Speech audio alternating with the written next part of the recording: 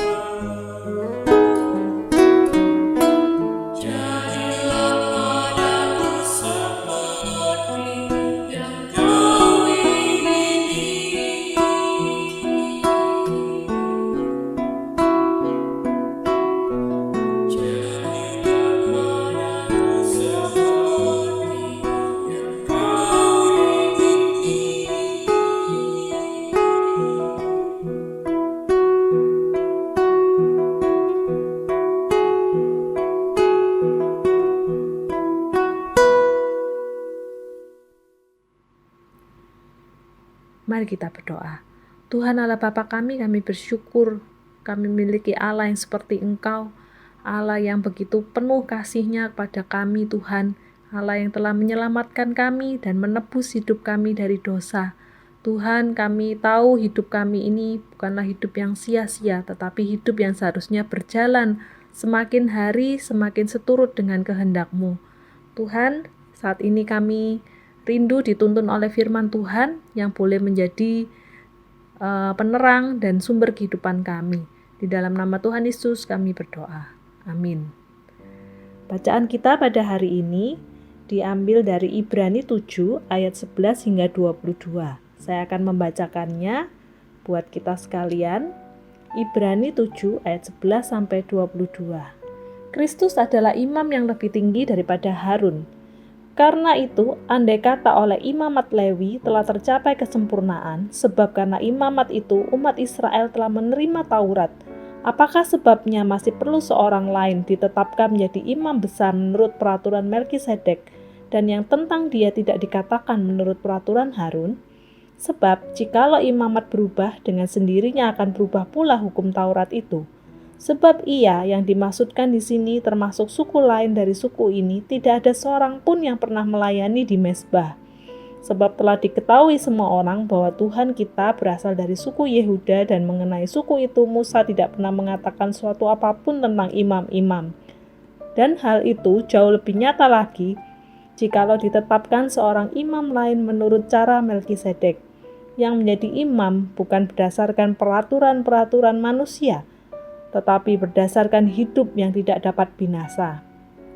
Sebab tentang dia diberi kesaksian, engkau adalah imam untuk selama-lamanya menurut peraturan Melkisedek. Memang suatu hukum yang dikeluarkan dahulu dibatalkan kalau hukum itu tidak mempunyai kekuatan dan karena itu tidak berguna. Sebab hukum Taurat sama sekali tidak membawa kesempurnaan, tetapi sekarang ditimbulkan pengharapan yang lebih baik yang mendekatkan kita kepada Allah. Dan sama seperti hal ini tidak terjadi tanpa sumpah, memang mereka telah menjadi imam tanpa sumpah. Tetapi ia dengan sumpah diucapkan oleh dia yang berfirman kepadanya, Tuhan telah bersumpah dan ia tidak akan menyesal, engkau adalah imam untuk selama-lamanya. Demikian pula Yesus adalah jaminan dari suatu perjanjian yang lebih kuat. Saya meng-highlight sekali lagi ayat yang ke-22. Demikian pula Yesus adalah jaminan dari suatu perjanjian yang lebih kuat. Keluarga damai di dalam kehidupan iman kita. Figur Kristus menjadi satu figur yang sangat sentral di dalam kehidupan kita. Karena orang-orang Kristen itu artinya adalah Kristus-Kristus kecil, yang artinya orang yang menjadi model yang seharusnya semakin serupa seperti Kristus, pengikut Kristus. Maka sudah seharusnya sikap hidup kita sesuai dengan pengajaran dan kehendak Kristus. Nah, pada hari ini kita membahas bagaimana hubungan hukum Taurat dan iman kepada Kristus. Sebagai imam besar agung, Kristus telah mendekatkan, telah membawa kita, para pengikutnya, kepada Allah. Keluarga damai pada dasarnya agama Yahudi mengajarkan bahwa ketaatan kepada hukum Taurat adalah penting dan tidak dapat diganggu-gugat sedikit pun. Jadi jika seseorang dapat menaati hukum Taurat tanpa celah, orang tersebut akan disebut sebagai sahabat Allah. Atau dia menjadi orang yang berkenan untuk masuk ke dalam kerajaan Allah. Akan tetapi, apa yang menjadi kenyataannya? Ketaatan sempurna untuk menaati hukum Taurat adalah hal yang mustahil untuk dapat diraih oleh manusia. Jangankan hukum Taurat yang beratus-ratus banyaknya itu ya, keluarga damai. Kita mungkin mengingat 10 aja yang menjadi intinya hukum Taurat itu, yang dasar titah itu.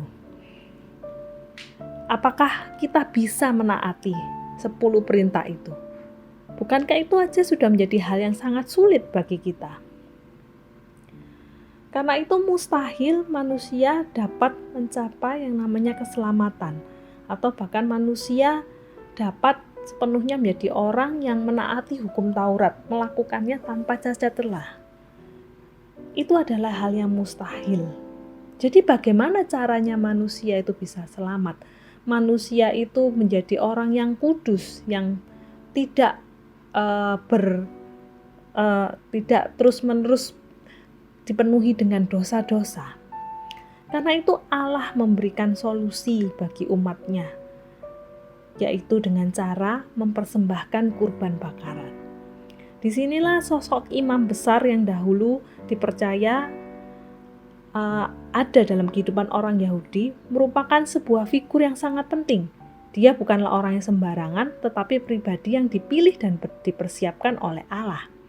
Mereka juga yang akan melakukan serangkaian peraturan keagamaan yang sudah ditetapkan oleh Allah.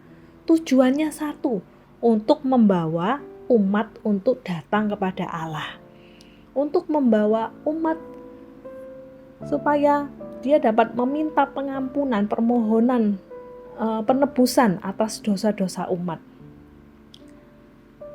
Akan tetapi keluarga damai yang terkasih dalam Tuhan, kita bersyukur jikalau solusi Allah yang Maha Kasih itu diwujudkan dalam wujud yang nyata, yaitu dalam wujud Yesus Kristus sebagai imam besar yang agung yang sempurna, yang dia tidak hanya mempersembahkan korban harus berkali-kali, tetapi sekali saja dia masuk, dia membawa dirinya sendiri sebagai anak domba Allah, mempersembahkan dirinya sebagai korban penebusan dosa untuk umat. Itulah yang akhirnya menyelamatkan kita, anak-anak Tuhan, setiap orang yang percaya kepadanya sebagai juru selamat.